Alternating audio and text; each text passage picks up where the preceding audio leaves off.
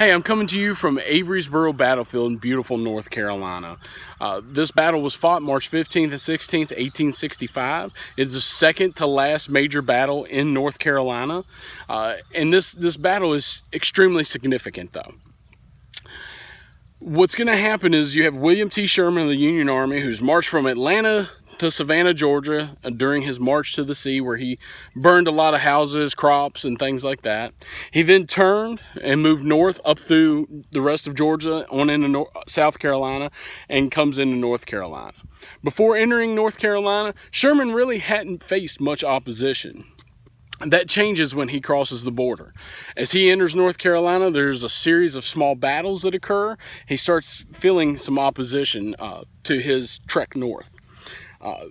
As the Union Army is going to move toward Fayetteville, the fighting is going to get more intense.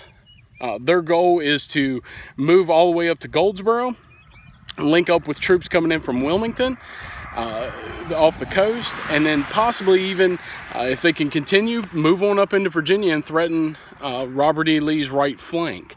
Obviously, that won't happen, as Grant will break through Petersburg on April 2nd, just a couple weeks after this battle.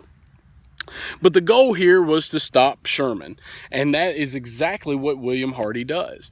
As I said, he delays Sherman for 2 days, giving General Joseph E. Johnston and the Army of the Tennessee plenty of time to get over, not far from here, to Bentonville and concentrate there. Bentonville will be the final battle in North Carolina. It will also be the largest battle, and just a few weeks later, the Army of the Tennessee will surrender.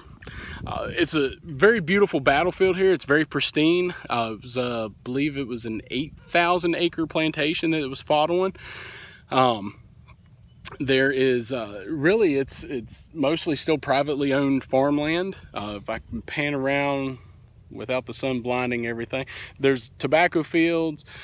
Right now I'm in front of the Chicora Civil War Cemetery, where 51 Confederate soldiers are interred. There's monuments here to the men who fought here at Averasboro. To South Carolina, there's also a monument back here to McLaws' division, a monument to the North Carolina troops. As I said, there, the 51 that are interred here.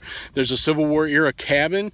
I believe it's supposed to be a slave cabin, so you can get a little taste of what those people would have had to endure before the Civil War, and then during the Civil War, before they gained their freedom after the war. Some of the living conditions. But to come here and to see this battlefield is pretty amazing. There's a museum that's open, let's see, it's Tuesday through Saturday, 10 to 4. Obviously today's Sunday, so they're not open. But there's a lot of great signage there, a lot of great things inside the museum.